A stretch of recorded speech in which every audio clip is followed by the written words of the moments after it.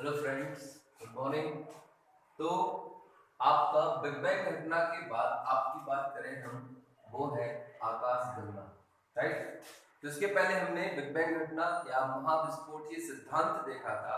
अब हम बात करेंगे आपकी जो है आकाशगंगा की, गैलेक्सी जिसे हम कहते हैं। तो आकाशगंगा या गैलेक्सी के बारे में हम जो है चर्चा करेंगे। बेसिकली गैलेक्सी जो होती है, आकाशगंगा जो होती है, वो तीन प्रकार की होती है।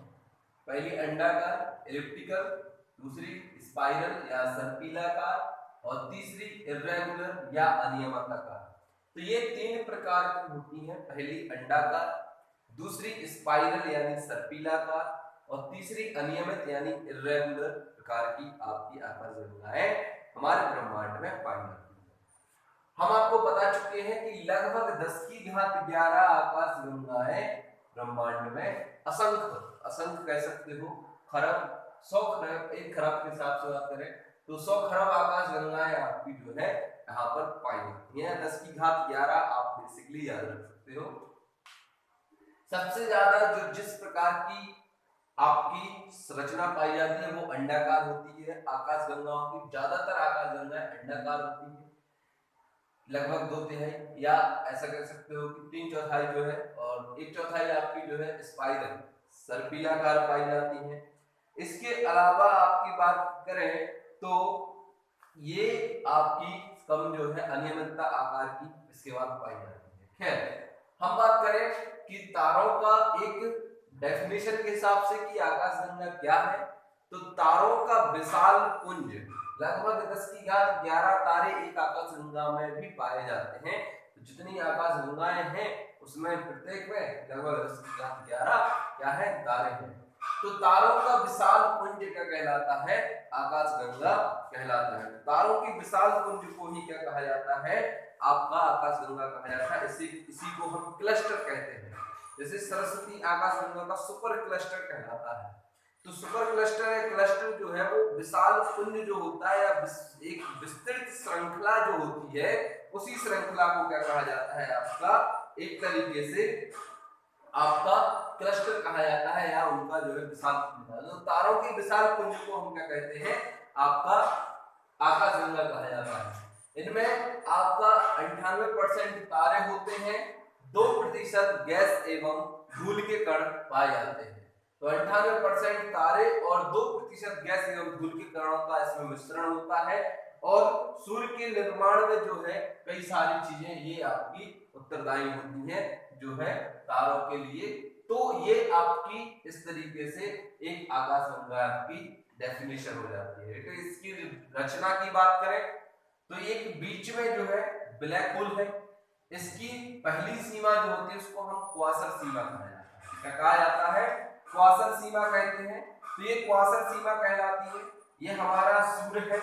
सूर्य के सबसे निकटतम हमारे जो है वो प्रॉक्सिमा सेंचुरी है। तो ये भी सूर्य का निकटतम तारा है, इसको प्रॉक्सिमा सेंचुरी के नाम से जाना जाता है। ठीक है, यहाँ पर डॉग स्टार या सीरियस है, यह सूर्य से द्रव्यमान के आधार पर, यानी कि इसका जो है सूर्य से, यहाँ पर बात की जाए साइरस या जो डॉग स्टार है, सूर्य के दुगने द्रव्यमान वाला तारा है। यानी कि इसका जो द्रव्यमान है वह सूर्य से कितना है, दुगना है। सूर्य से दुगने द्रव्यमान का, इसलिए यह रात्रि में लगभग 20 गुना ज्यादा सूर्य से चमकता हुआ दिखाई देता है। तो हमें जो रात्रि में सबसे ज्यादा चमकता हुआ दिखाई देता है वो डॉग स्टार या सीरियस होता है। ठीक है, पल्सर व सुपरनोवा की घटना, जब तारों का विस्फोट होता है तो पल्सर या सुपरनोवा की घटना कहलाती है। ध्रुव तारा यहाँ पाया जाता है आपका।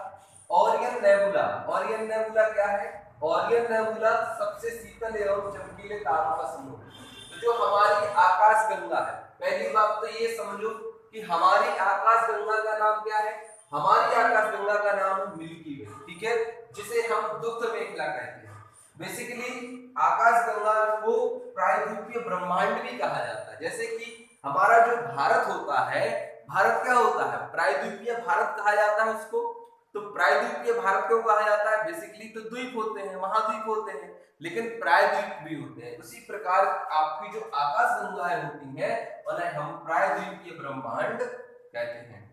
पृथ्वी की जो दुग्ध मेखला है, पृथ्वी की जो आकाश गंगा है, या पृथ्वी जिस आकाश गंगा का भाग है वह दुग्ध मेखला है, मिल्की वे कहा जाता है। तो पृथ्वी एक दुग्ध मेखला का ही भाग है। ठीक है। एंड्रोमेडा, एंड्रोमेडा यहाँ पर लिखा है आकाश गंगा एंड्रोमेडा। तो ये हमारी जो मिल्की वे है इसका आकार जो है वो सर्पिलाकार है। कैसा है? सर्पिलाकार है। तो इसका आकार सर्पिलाकार है, तो जो एंड्रोमेडा है वो भी सर्पिलाकार है, और मिल्की वे के सबसे निकटतम आकाश गंगा भी इसको कहा जाता है। तो ये जो एंड्रोमेडा आकाश गंगा है, ये एंड्रोमेडा आकाश गंगा मिल्की वे के सबसे निकटतम आकाश गंगा है। इसकी रचना की बात करें, इसमें केंद्रीय बल्ज होता है। यहाँ ब्लैक होल, ब्लैक होल के बारे में जब आपको तारों का निर्माण बताएंगे, इसके बाद जो टॉपिक आएगा वो तारों का निर्माण।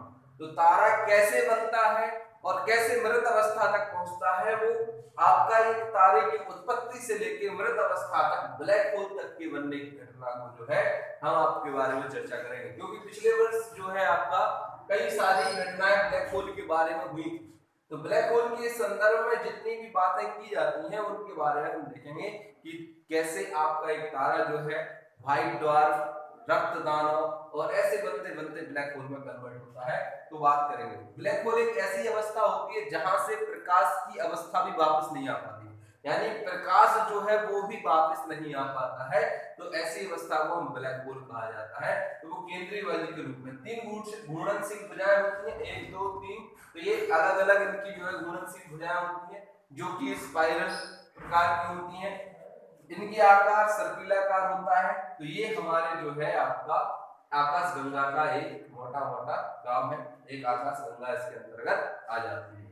तो ठीक है दोस्तों, इसके आगे भूगोल में हम कल देखेंगे तारों का निर्माण, तारों के बारे में बात करेंगे।